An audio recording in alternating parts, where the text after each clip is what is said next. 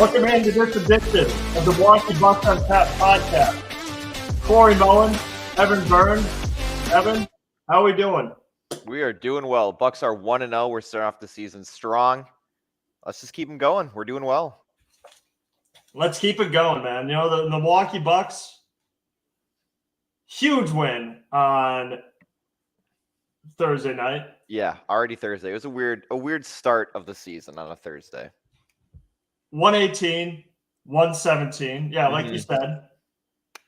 It was a dogfight. It was a nice little back and forth game. It was one of the games that I could tell that they had a new team and a new coach. Yes. It was, again, you said back and forth, which it was literally the entire game. But yeah, it was kind of frustrating starting out really hot, getting up 19 super early, which is never usually good because you know it's probably not going to last, especially watching the Bucks in the past. But it was nice to see points of the game where you know that they have potential to get big leads quick. They just, again, can't hold them for long. Yeah, and but the one key aspect that happened in this game, Damian Lillard, game time. 39. So yeah, as it was mentioned before, Damian Lillard had 39 points, actually surpassing Terry Cummings' record of 34 back in 1984. And you know, and it was a couple of records that were set that night. Giannis is 23 on 10 of 22 shooting. That mark actually had him surpassing Kareem Abdul-Jabbar for the most made baskets in Milwaukee Bucks history. The record is 5,905, while Kareem had his mark of 5,902. So, and look, and there were moments where I didn't feel as though Giannis played particularly. Oh yeah. And this was actually brought up when, I was trying to, obviously as I'm trying to build this brand a little bit, I was trying to live tweet the game, which isn't something I normally do. But yeah, I was trying to live tweet the game, just literally commenting basically on every play. And one of the tweets I had was, why is Giannis taking jumpers like when we're down 6? That's exactly what I said. Why are we doing that? Okay. And actually, Evan, your father had the same question. Why is he taking a jumper down 6? That exactly. makes absolutely, positively no sense. Look, here's the thing. And here's what we've said. Do we like Giannis to shoot? No. Do we understand he's going to? Yes. But the thing is like, this is where Giannis just does way too much. Because he doesn't need to, because like, that's not good offense for us. Like Giannis taking a 3. If we're up 9, that's one thing. But no Bucks fan is out here saying, "Oh my God, I just wish Giannis would like shoot it, like Giannis shooting a jumper here. That would cut the lead in half." Like that's not. I don't like that. Yeah, I don't. First of all, I don't like Giannis. I just don't think that's like good offense from Milwaukee. Okay, and that's where things kind of get stagnant because what Giannis is doing is he's bailing out the defense. Essentially is what he's doing. He like, and again, I think he saw that, okay, like we're not going to win if I do this. Okay.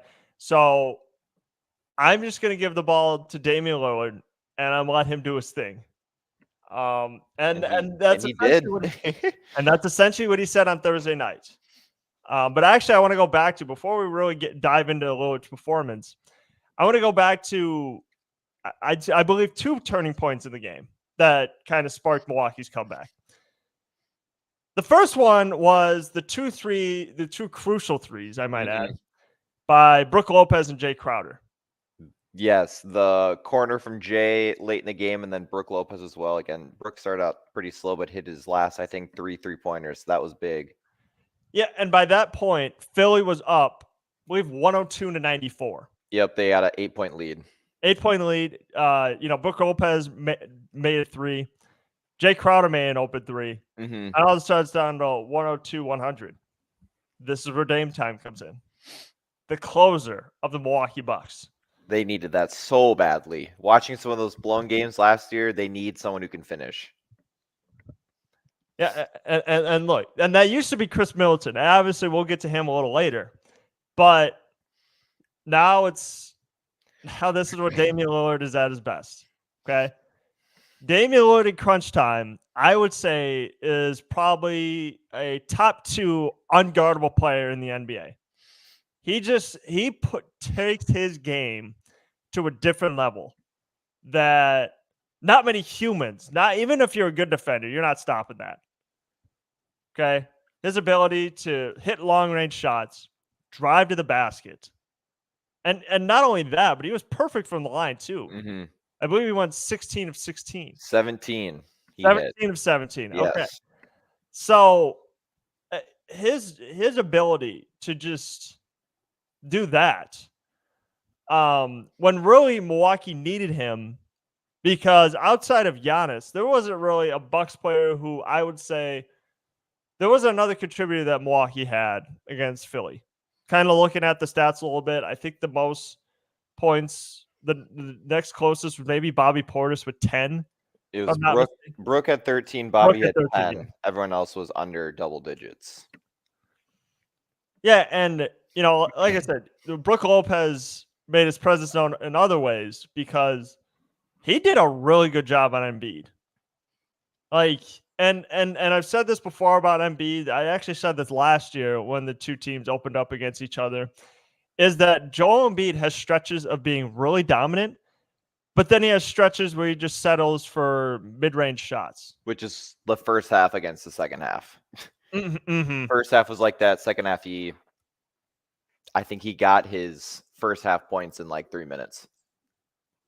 Yeah. So, and look, and I've said this before, Joel Embiid, like getting 2 feet in the paint, one of the most unguardable players to, I would say, ever play. I mean, he won an MVP last year. Like when Joel Embiid chooses to dominate, there's nobody that stops him. But the problem is like I said, he just chooses to bail out the defense, take mid-range shots, which I guess it's been good for him, but at the same time, when it doesn't work, it doesn't work. And we have to know the game situation as well. If you're up 20, cool, maybe give 1 or 2. If you're down 30, cool, maybe a couple more. But down 6 with a few minutes left in the fourth quarter and you shoot a 3-pointer and you brick the hell out of it, it was like, what are we doing right there? What was the game plan behind that? Or campaign like pulling up with 18 seconds on the shot clock and just bricking it? That's like, what are we like? It's a close game and we're doing stuff that's not going to help us in the long run. And look, that's maybe something that maybe that's something that'll be fixed as Adrian, because this is also Adrian Griffin's first game too. So there's going to be a lot of mistakes being made. This is a young team. Young-ish, like they have young players, a mix of young and veteran players. But I think this is something that Adrian Griffin will learn as he goes along. That, hey guys, we can't shoot that. Like campaign, I don't know what that shot was. I agree with you. I don't want him taking big shots from Milwaukee, especially in that situation. But Dame Lillard obviously at some points needs a rest. I'm fine with that. But you're right. I didn't like the shots from Giannis. I didn't like the shots from Payne. But who else was notable? I'm a guy who gives credit to the other team a lot. I am too, and we're gonna say the exact same person. Tyrese Maxey. Kelly Oubre. Okay. You were gonna say Kelly Oubre? I did. He shot. I was gonna bring up Kelly Oubre. He did. He I know missed the 2 different players. baskets. He looked like prime Jamal Crawford. Even I though wanted Kelly Oubre for years. He was one of those guys where he's not some high all-star. He's not a superstar. He's nowhere near MVP caliber, but he knows his role on the team. And every time I see him team hop, I'm like, why? What made us not want to get him? He always does it. He does it on every team he's with. But yeah, he had 27 points, 5 3-pointers, 9 field goals, 4 for 4 on free throws. Looked pretty good to me. I think his problem is, well, 2 things. One, he's never been on the right team or the right situation. I mean, if you want to say the Warriors, fine. But yeah, he was on like the Hornets last year and then the Wizards, and it's like he's on the bad teams when they're bad, and he's on the good teams when they're not like pushing finals. I think his biggest problem is that he's just not efficient enough. Like, okay, he had a good game again. Like, he's one of those guys that can score in bunches, but when it's not working, he can be very, very inefficient, and it can feel like he just jacks up shots. And which players like that do have a tendency to go from team to team. Mm-hmm. And I think that's been his biggest knock is, and I don't even know how good of a defender he is, to be honest with you. I don't know, just a catch and shoot kind of guy. But yeah, like those bench or the other night. Yeah, like those bench guys are, just I mean, they can be good for a team, and then they can be bad for a team. Yes, I agree. Because yeah, I liked Kelly Oubre's game, but I just didn't feel like he was like ever efficient enough to be like, "Ooh, we should give Kelly Oubre a shot." Then you said Tyrese Maxey. I did say Tyrese Maxey. Again, that really doesn't surprise me. No, I knew it was gonna happen. It was gonna happen. I've always been high. I've always liked Tyrese Maxey's game. I don't know what it is. I just think that, and we'll get to him in a little bit. I just think if Philly can figure out a way to trade James Harden and give Tyrese Maxey the keys to the offense, I think that's where Philly's going to go from here to here. I just think the success of the 76ers hinges on Tyrese Maxey. That's all I'm going to say. Mm-hmm. It's just he's lightning quick. Okay. Overall, they're going to be better off without Harden and have him instead of having him and James Harden, because they have similar play styles. They want to score. But when you have 2 ball-dominant guys who want to score, probably not going to go well. And Tyrese Maxey, I think, has shown better outcomes for them over James Harden. Absolutely. And actually, this is kind of funny that we bring up James Harden. There was a couple of weeks ago, there was about a few days ago, Doc Rivers was on the Dan Patrick show, and he was saying that last year James Harden was, bought in. Okay, he was playing at a really high level. He was distributing, which is kind of the role they envisioned for him. Mm-hmm. But then he was talking about how after James Harden didn't make the All-Star team, he was like, he apparently went to Doc Rivers and was like, I want to be on the second team, which, if you know Philly's second team last year, that would have meant more shots for James Harden. Mm-hmm. So, I think that's where it switched to be like, okay, I want to be like the guy I was in Houston. Problem is, the guy he was at Houston, first of all, now he's slower. Okay. He's a little older, and I don't think James Harden in Houston was the guy who could get past guys, get to the line, efficient. But, the guy he's at Philly is a little older, doesn't have the same burst that he used to. Mm-hmm.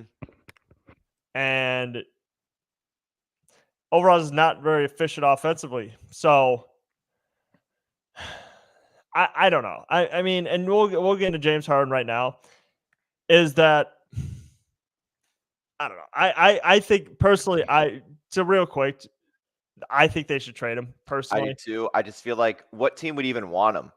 I know there's a team, like a couple teams who would want him because who wouldn't want James Harden in the long run? But like how I don't know how he is. I feel like I wouldn't want him on the team. And what they're gonna ask for is also something that you're gonna be wasting potential future picks on. Oh, absolutely. I wouldn't even give it a pick Mm-mm. or a first round pick. I would say. No, I wouldn't. I wouldn't either. And obviously there was that report that says he tried to get on the team plane, but a team official stopped him. Basically, was like, "James, go home," which is It's not a good look. no, it's not a good Especially look. from a guy like James Harden, an MVP. But from Philly's standpoint, it's like, what do you expect? Mhm. Because this is a guy who called his GM a liar, or the president of basketball operations a liar over the summer. Doesn't show up for training camp for 10 days. And all of a sudden you're like, oh yeah, no, I just want to travel with the team. No, like And play. I don't think he wanted to play, did he? I just think Just he be wanted to. there. Interesting.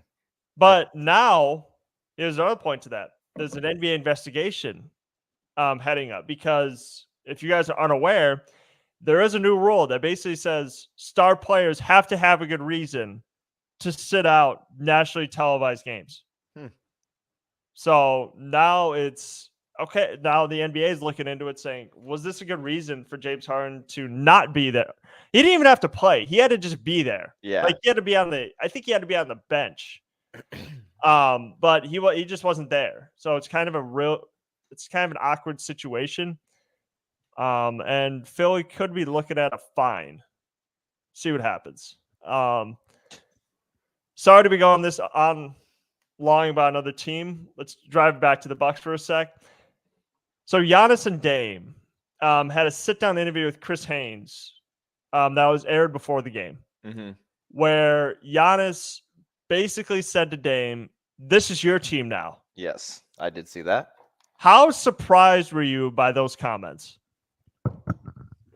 I think it's out of a respect level, not saying like Giannis will, or not Giannis, that Damian Lillard will be like his sidekick, his underdog when they're both superstar, top 75 players, obviously different positions, but I think it's out of the respect for Damian Lillard that he deserves. Like he is that caliber player.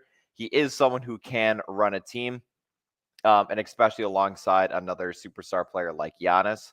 So I feel like overall, he meant it for respect and also for like a fact like, hey, this is also your team.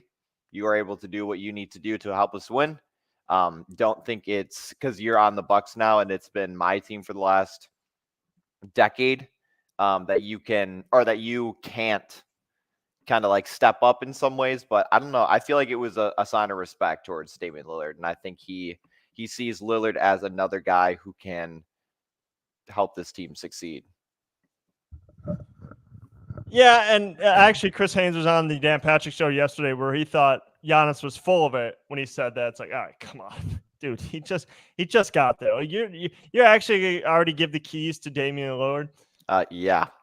But he talked about this. If you noticed in the fourth quarter, we talk about Dame time, but this is a game where Giannis maybe would try to take over. Mm-hmm.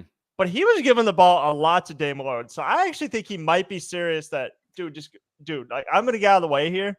I'm going to let you do your thing. Which I'm not surprised Giannis did that, because personally, that's always been the type of player he's been. Okay, he's been a player who can, all right, I can go here and dominate. Mm-hmm. But I could also defer too. Like I'm not above like distributing. Yeah, I feel like if this would have been a game last year without Damian Lillard, this would have been a game where we see Giannis take way too many shots and miss a lot of crucial shots and free throws, and we lose. Mm-hmm. And I feel like with the addition of Damian Lillard, because again, especially last year and years past, when the team is down close and no one's been doing anything the whole time, it's Giannis is going to try to win the game for us, and usually he ends up losing it for us. But I feel like with Lillard this year and kind of knowing what he's capable of doing, I did notice that it was more of a distribution to other people. Because again, Giannis missed 11 shots. He knew he wasn't kind of on. He still had 23, but the first half was kind of slow. Second half was a little better, but not as good. as we would have expected from him. But I feel like it was hey, Lillard's a really good closer. Let me get the ball to him. And it worked, especially late in the fourth quarter. This part also needs to be addressed. Giannis went 3 of 9 from the line. Yeah. That's not good. And look, Giannis' free throw at this point in his career, I think it is what it is. It is, yeah. I it's not going to change. And again, I'm not saying he doesn't. And again, I do like when people say, well, why does he just work on him? What, you don't think Giannis is in there working on his free throws after the game? They do it during practice, yeah. It's different. Okay, there used to be stories about Shaq during a practice be able to make like 20 free throws in a row, but then he gets to the game and it's just he can't. Pressure. Yeah, it's different. First of all, of course you can make any shot against air when there's like no crowd. I'm not saying Giannis just feels that pressure, but it's just it is what it is. Either you come into the NBA as a good free throw shooter or you're not. Okay, Giannis's shooting has really never been a strong suit. He's worked at it. I'm sure he's tried different forms. He's more confident than I thought he was, but I don't know. I guess I'd rather have him never be afraid to miss than like Ben Simmons, where you're petrified to go to the line. Like, okay, at least he's giving us opportunities to miss. Like, it's one ball, it's one basket, either it goes in or it doesn't. Okay, it's just that simple. And unfortunately, Giannis, he's not going to shoot 80%. As much as I tweeted that the other night, I think he might. I don't think he is. If he could stay around 70 to 75, I think that's a good year for him. Again, missing 6 free throws, it's not great, but what am I going to complain about? It's like, as long as he did the other things to help us win, like, I'm not going to sit here and be like, harp on those 6 missed free throws. Yeah, it's one of those things where he'll either go like 15 for 16 or he shoots the 3 for 11 or 3 for 12. Especially in the finals when he had 15 for 15 or 17 for 17 a few years back. But it's one of those things where it's not consistent enough, where he won't just continuously go 6 for 9 or 7 for 10. Like, he's not going to always shoot 70, 80% every game. It's either 98% or 20%. And then they average it out from there. But I was kind of hoping that the free throws would be a little better to kind of start, but it wasn't too hot. It was really just Giannis and Bobby not doing too well. But I think the biggest was, again, some of the free throws. It's a different game if you make 3 more. But yeah, consistency or not, Giannis won't be the person that you expect him to be for the free throw line, like you said. And if you do, you got to rethink. And I don't know if anybody really noticed anything from what his free throw routine looked like. Did you see anything that because was it the because here's the thing, because Giannis will do it Giannis will really change his free throw routine based on how he's doing. Sometimes he'll do a little practice shot, then shoot. Sometimes he'll take a breath. Sometimes he'll shoot it 4 or 5 seconds after getting it. So was there anything that really stood out in his routine, or was it just kind of normal? I didn't see any Bucks fans harping on it or anything. I didn't either. He just takes so long.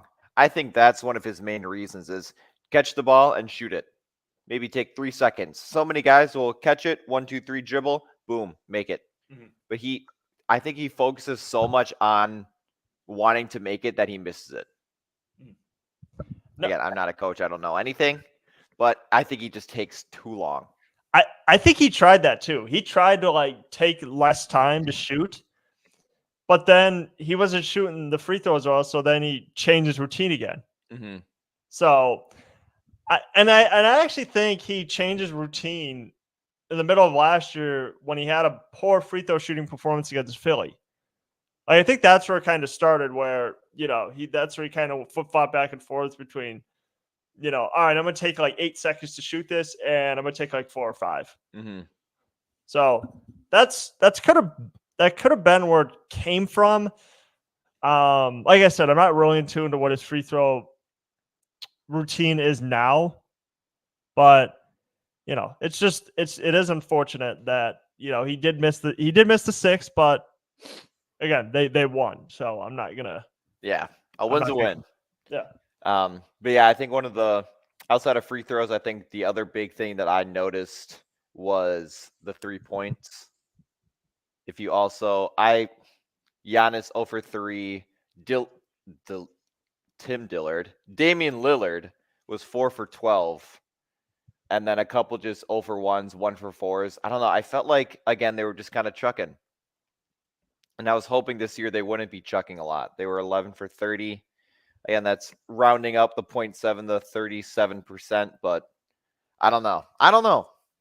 It's again still the first game. That's what I got to keep thinking about. But some of the times it felt like Lillard just let me shoot again, and then he just kind of kept going. But I think that'll get better. But I'm hoping some of the 3-point decisions can somewhat change in the future. Yeah, and look, and I've said this before. I actually said this last year in the podcast. It's really hard to find good knockdown shooters, especially in the NBA. Like if you're not active in the first wave of free agency, then it's like you're just kind of picking up what's left. Like Milwaukee, kind of looking on here, it's not like they have like, oh my god, there's a bunch of great shooters. Like they have Mike Beasley. He was around 36-37% for his career. I was really hoping he'd play better shooting wise, or he didn't get as many shots. He only shot 4 times in his 31 minutes. I'm like, I feel like he's a guy who can get like 15. Jay Crowder's hot or cold. Bobby Porter's hot or cold. Beauchamp, it's way too early to tell. Pat Connaughton made an early 3, but outside of that, he kind of shot basically the same as he did last year. Yep. But, Pat Connaughton, I think that's the biggest. That's the guy who has to shoot a lot better this year than he did last year. Otherwise, I think he's out. I mean, I guess the positive sign is that Grayson Allen didn't have a good first game with the Suns. Yeah, I saw that. So then it's like, what are we really missing here? Yeah. Overall, I'm hoping with Pat being able to play the whole season, I hope that kind of helps from last year when he was injured and then kind of off. And I think he got hurt again for a little bit. And then it was just very choppy play. It wasn't consistent enough, especially with him and Khris. Khris, I think, was on minute restriction. I'm assuming he just kind of like disappeared for a while. So that was my thought. But I think overall, obviously the shooting will get better as we go. Again, that was the first game, but I think on the offensive side, it looked a lot better. They got into a 19-point lead. Obviously, they blew it and almost lost, but they got a 19-point lead early on. So it shows that they can get hot. I would say one of the other things that I noticed a lot was their defense on the 3-point line. It was a little iffy. There was a couple guys who got some good wide open shots. But I think it comes from their I'm trying to think. They started to like double and triple team a lot more in the paint, and some of the guys were able to get the pass off to the 3-point line. But again, that's another thing where it's not going to be that every game. But that was just something that kind of stuck out to me, especially seeing guys shooting 8 3-pointers, 7, 6, and then a couple 6s, and then 3s and 2s and 1s for other guys. But that was one of the things that kind of stuck out to me was some of the guys who were wide open for 3 quite often, and it was the guys we didn't really want wide open, whether they make it or miss it. Yeah. I gotta say this. The other thing I was surprised, I forgot Danny Green was still in the league. I don't know why I forgot that. I thought he would have been one of those guys who retired and got an ESPN analyst job because that's what he did last year to rehab from injury. But no, apparently he's on the 76ers. Yep, he was just kind of doing cardio last night or the other night. 0 for 1, 14 minutes. Yep, 2 rebounds, assist, and a steal. Hey, whatever he needs to do. But yeah, I always forget about him too. He's one of those guys where you'll know, and then he just slides into the radar. Now that I look at their bench, a lot of those guys are doing cardio. Paul Reed, 2 shots. Patrick Beverly, he's the biggest, like, I'm just going to do cardio and run around and act like I'm doing something type of guy. And then Jaden Springer, who they're really high on. 5 minutes, 0 for 1. Like, all right, this is the other thing I was surprised to see from Milwaukee's side was, Robin Lopez, one of their signings, didn't even play 1 minute. So I don't. So then, and again, maybe that might change. So that's like, why did they sign him? Like, did they sign him for pure vibes? Like, they need another vibes guy? I hope not. Because, like, Bobby Portis can't be our backup point guard. So I would have liked Robin Lopez to get at least like a few minutes in there. Yeah, it was kind of weird sometimes when they had a lineup where none of the 5 starters were in, or where 4 of them sat and Malik Beasley was the one who was still in. It's always iffy on what a good rotation is, especially against a team like the Sixers. And you can't count them out. They're not horrible. They're a very solid team, but seeing some of the lineups kind of go in kind of was weird or a little questioning, but again, it still worked out in the long run. But yeah, Bobby it's not a center, and he can't guard a center. Watching him guard Joel Embiid, he looked so tiny compared to him. He's not big enough. He's not built for a center like how Giannis isn't built for a center. Again, he's got the height. The height doesn't matter. It's the physicality against him, but I don't know. But I would assume in the long run, Andre Jackson will play, AJ Green will play, Robin will play. Don't know about Thanasis. Not sure about Livingston. But I hope AJ Green gets in soon. I just feel like they didn't want to play him to start off the season against the 76ers. Yeah, he's our secret weapon. We got to save him for last. AJ Green Bean. So, and the other I mentioned this earlier. So I mentioned the one turning point about the made threes made by Crowder, or made by Lopez and Crowder. The other one was after Philly called the timeout. Okay, I believe after they went on the run. I don't think Milwaukee called it. I think there was a point where Milwaukee made a run, Philly called the timeout. Milwaukee switched to a zone, which is like the first time that they had done that in the entire game. And they forced a Philly miss. And, Milwaukee was able to tie it from there and kind of go on to win. But I just think those little defensive adjustments made by Adrian Griffin was, I think, key to the victory on Thursday. Because, we never would have seen that from Mike Budenholzer. Like, I don't know how many times Milwaukee had switched to a zone defense. Rarely. Well, and sometimes it's not needed for depending on specific situations, but it's weird to just kind of see a switch, and it worked. They switched it, and it worked when they needed it to work. We got a question. If you want, again, you can come in live on the podcast and comment. Wait, you're twitching right now? No. StreamYard does this. Do you not know that? Oh, no, I did not. Yeah, you can come in and you can do it. We just haven't had it before. This is our first one. What's the question? Who's it from? Joshua. It says, "What's up, guys? I was in a discussion with people about this question. Wanted your opinions. People consider Lillard a top, and then in parentheses, probably 12 guy in the NBA. Is it possible he's higher than that? And just didn't get the recognition because he was in Portland. Do you consider Lillard top 12? Absolutely. As a matter of fact, I'll go top 5.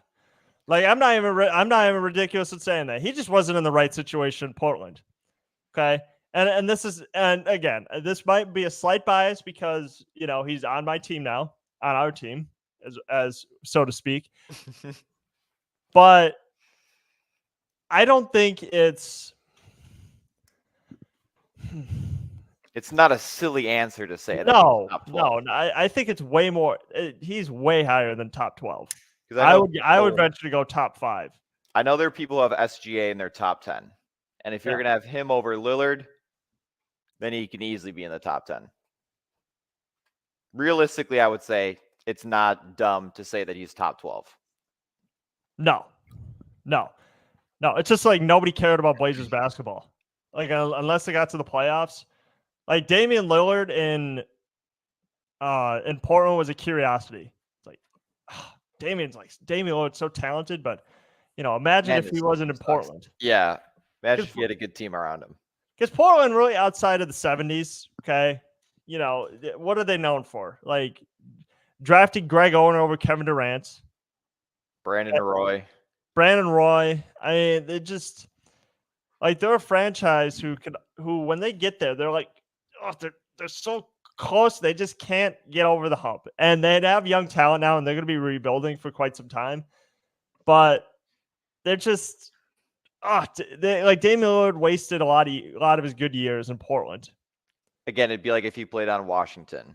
It's like they're both like the same kind of team in each conference. Not really good, but sometimes we'll have a star player like Bradley Beal. Kind of wasted his time in Washington. Yeah. Yeah, like, and that's the thing is, okay, Damian Lillard put up numbers in Portland, but nobody cared. Like, nobody cared. People just literally wanted to see Damian Lillard anywhere else to have a shot at winning a title. Winning, yes. And it's one of those things where you don't watch. I don't just go out of my way and watch Blazers basketball in years past. So the only time I saw Damian Lillard play was when he played the Bucks. And that was, again, if you're lucky enough to see him play, usually it kind of goes under the radar of how good he actually is. You see the highlights, but watching a full game of him play was a whole different thing. And you have a whole different perspective on a guy because you're not used to seeing that type of play. And it was kind of cool to see like the amount of shots that he can take, that he can make. He had an and one 3-pointer, and he had another one they called off, but he still made it with a guy like smacking his wrist, and he could still pull it up and shoot it and hit it. Like it was a perfect shot too. So it's one of those guys where this is who was on the Blazers and who was stuck there because they didn't help him. And the other thing too is, I think back to his like postseason performances when he, the postseason performance, especially against the Denver Nuggets, where they lost. That was the other frustrating part about watching Damian Lillard play. It's like, okay, he could put up like 50, 55, but they would lose. Mm-hmm. So then I feel like, and I think he's going to have better performances in Milwaukee. Oh, like yeah. Vintage Damian Lillard performances. The difference is they're going to be able to win. Like Milwaukee will be able to close the game out. Not just because of him, because I think they have finally a good team around him. Like he scored 71 points last year. He had a game where he scored 71, and it's like he's getting no recognition from it. Joshua commented again. He said he agrees with us, saying possible top 5, and then he said, imagine if he was on Golden State. Woo! When you get a good coach behind you, when you have a good shooting team behind you, succeeding is there for him. He just, again, unlucky with the Blazers organization wanting to keep him or build around him. I mean, what would he be putting up the same numbers at Golden State? That'd be my one question, because I think there is such thing as, because Damian, I think, would have to be willing to take a back seat because he's not going to be in the front seat with Steph. Maybe he might be the second scoring option on that team because I don't know. I mean, it would kind of depend on because okay, it's fine to put all that talent together. Someone has to take a back seat, and it's not going to be Steph. Clay said this when they acquired Kevin Durant. I'm like, I'm not taking a back seat to Kevin Durant. Like, I'm shooting it. So someone's going to have to be fine taking a back seat.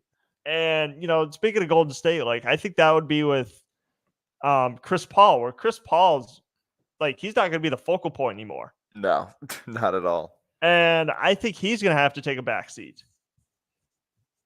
Like he's got to accept some things. Like, there was a report that said he didn't want to come off the bench. You're going to have to. Yeah, it's like I don't even know what the lineups are right now, but if he's not coming off the bench, then it's like, what is he doing? I think he started. Yeah, because he's not going to come off the bench. Yeah, and then you have a bench that comes in.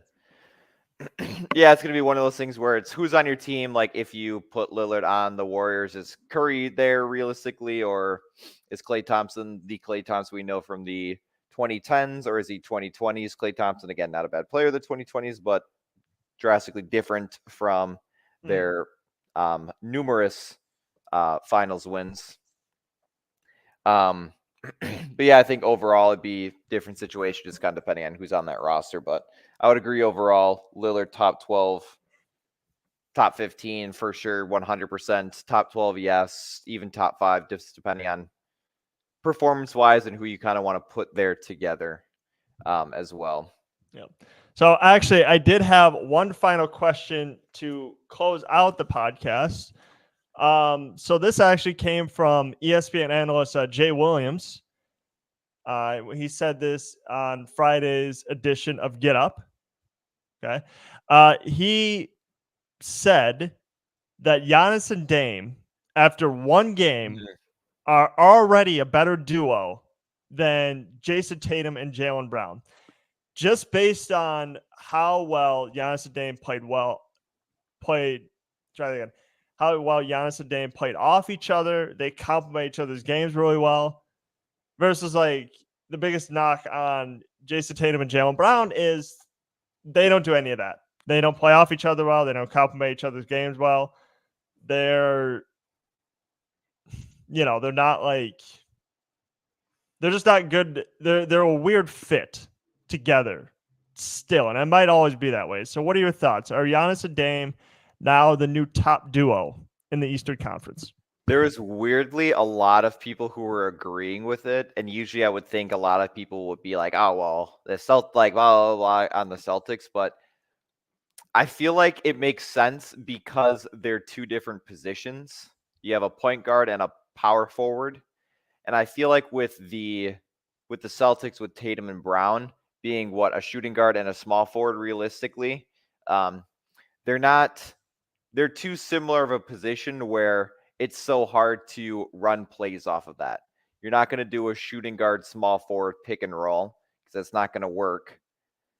And you have two guys who are 3-point dominant or wants to be the shooter where it doesn't work out because you're almost the same position. I think that's the issue with Tatum and Brown. Now, don't get me wrong, they're two amazing players, but it's hard to complement each other when you basically do the same thing. Now, if it was a point guard, like let's say Tatum is like a dominant point guard and Brown, or we'll do Jaylen Brown's a like prominent point guard and let's say Tatum's a small forward, power forward, then I could see it kind of working. Mm-hmm. But being a guard and a forward guard, I feel like that's the main issue. Yeah, and if you think back to duos, it's really not people who generally play the same position. Right? I know Jaylen Brown's bigger, but realistically, those two are the same position and they're asked to do the same things. Mm-hmm. Okay? Like they're both going to get their shots. Like they both came into the league as scorers. And throughout history, there've been a lot of good duos, but I don't think really any of them are have played the position of Jaylen Brown or Jason Tatum together. You think about Stockton Malone, you think about LeBron and D Wade, you think about like Magic and Kareem. It works better when it's a big and a small. And I think you said D Wade and LeBron. I see them as also a shooting guard, small forward, but they knew how to play with. Okay, that's gonna sound really weird, so I'm gonna reword that. They knew they knew how to like complement each other in a way where it wasn't one person always wanting to shoot. Like you see the famous thing with LeBron and Dwayne Wade was Dwayne Wade always tossing lobs to LeBron. They worked together. Mm-hmm. Dwayne Wade knew LeBron was a dominant scorer, so I'm going to let him do more scoring. Now, there were obviously games where it was flip-flopped, but when you have a teammate like LeBron, you know his capability. He's pretty good at basketball the last time I checked. But yeah, it's all the ones you said were like point guard, power forward, shooting guard, center, like Kobe, Shaq, Malone, and Stock. It's like all these guys they're two different positions. But you have another comment from Joshua, LeBron and D Wade were too good, it didn't matter. Exactly. It's like you have two Hall of Famers complementing each other well. Completely agree. And look, and I think their other problem is too. It's like they don't really have anybody for Jason Tatum and Jaylen Brown. Like those two, it seems like haven't had the conversation about like this is your team, this is your offense, and I think that's the conversation they need to have. Like obviously, in order to be like more successful, because look, it's already evident that Giannis and Dame are going to play a lot better than Jason Tatum and Jaylen Brown. They just play off each other like just a lot better. It's a lot smoother. Like Giannis is fine deferring. And I think that's the main difference here. Is Giannis is fine deferring, but those two guys are like, no, I'm shooting the rock. Like I don't like it doesn't matter offensively. It's like offensively we're better when the two of us score a crap ton of points. Mm-hmm. But team success over time, like, are we going to be more successful unless they have that talk of like, hey, I'll take less shots this game. Like this is your turn, but I don't know. Sometimes it'd be kind of a weird fit, like with KD and Russ, like when they played together in Oklahoma City, where it was just like, watching that one game in the 2016 Western Conference Finals against Golden State, it was switch off. I'll take the shot that KD. Let me just lob it over to you. Like that was their whole offense. So, I don't know. It's just, and again, we were all excited when Dame hit Giannis for their first pick and roll, which is something we'll be seeing a whole lot more of for the next 3 years. I mean, I don't know. It's still weird. I know I've said this a million times, and I feel like people get annoyed of it if you listen, but it's still weird seeing Lillard in a Bucks jersey, seeing people post about it, and seeing his debut. Just kind of overall, it'll be fun to have that in Milwaukee. I think it's good for the city. I think it's good for Bucks basketball. This 10 years ago, I would never have said Damian Lillard will be a Milwaukee Buck in the near future. Especially growing up watching some of the teams that the Bucks had throughout the years, especially in the mid 2000s, early 2010s. But yeah, having him on the team will change so much for Milwaukee, and I think will make a lot of guys better, especially with having a presence of Giannis and Damian Lillard on the same team. I think will help a lot of the rookies as well. I mean, again, he was a teammate with Pat Connaughton. He was a teammate with Robin Lopez too, so it's like two familiar guys on the team as well. So I think overall it'll be a good thing for Milwaukee, and it'll be a fun season. We're hoping for success this year, like in 2021. I agree. So next game is Tomorrow. on Sunday against the Atlanta Hawks. Probably what is it, like a 5:00 start? Let me do a little. It's gotta be 5:00, 2:30. It's always a weird. Those Sunday games, I always have the weirdest start times. Yes, let me check. We have Sunday, October 29th, 6:00. Oh, that was close. Another home game. Another home game against Atlanta. So we'll kind of let me just bring up what's coming up this week. So they play against Atlanta 6:00 Sunday. Then they play the next night at home against the team that knocked us out of the playoffs, the Miami Heat. 7:00. That'll be a good game. That's on another Monday night game. And then at the Toronto Raptors and their new coach. New coach, same team. I forgot about all the new coaches. When I saw Nick Nurse, that threw me off because I totally forgot Doc Rivers left. And then they play Friday against the New York Knicks. That is a nationally televised ESPN game. Jesus. A lot of home games. You would have thought the New York Knicks made the NBA Finals last year with how many times they're going to be on national television this year. And then they have the weekend off, and then they play next Monday against the Brooklyn Nets. So, yeah, pretty decent schedule for Milwaukee coming up here, Evan. Yeah, a lot of home games, a lot of chances to kind of get the crowd going, ready for the season. And I think these are very crucial games to win at home. You need to beat the Knicks at home. You need to beat the Heat at home. Obviously going to Toronto. So again, still pretty similar geographically close. But these are already crucial games early in the year. And it's really going to show us, I think, what we're going to see for the rest of the year. So, and the weird thing is that next Wednesday when they play, it's November. So we're already into a new month already. We're getting close to the end of the year. But yeah, we're just getting started though. Yep. So, Evan, you got anything else? I do not. Again, we'll be back soon after their next few games to kind of cover up the next two. But yeah, I'm excited. Game's already started. Again, we'll be back in action again tomorrow for another game. Yep. So thank you guys for tuning in to the Milwaukee Bucks on Tap podcast, and we'll see you in the next couple days.